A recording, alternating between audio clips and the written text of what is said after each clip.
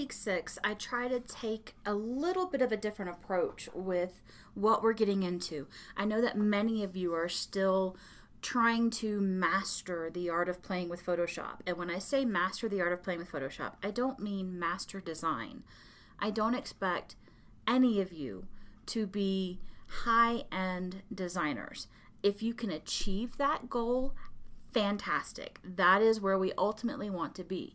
However, for many of you, I'm just wanting you to get comfortable with the tool, especially this early in the semester. So use this week and the lighter load in the class to take advantage of playing with Photoshop. Find little tools and techniques that you can learn by doing things for your job or for friends or just playing around.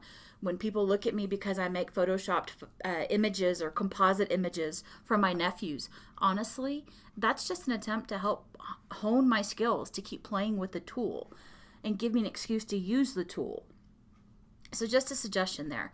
We are shifting a little bit more into the psychology of media, and that's the reading that I have for you this week that I'll talk about in the checklist coming up soon. On screen, you can see a graphic that's a representation.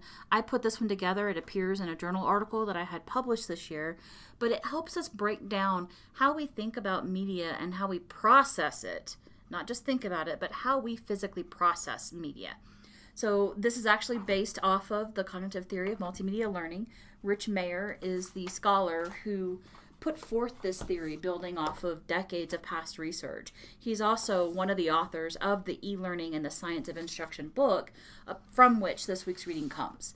So I think you'll find it interesting to kind of mesh together the psychology and theory behind design and the design as we see it. So with that, let's take a look at this week's checklist. Please use the links on screen to navigate to the section of the overview you wish to access.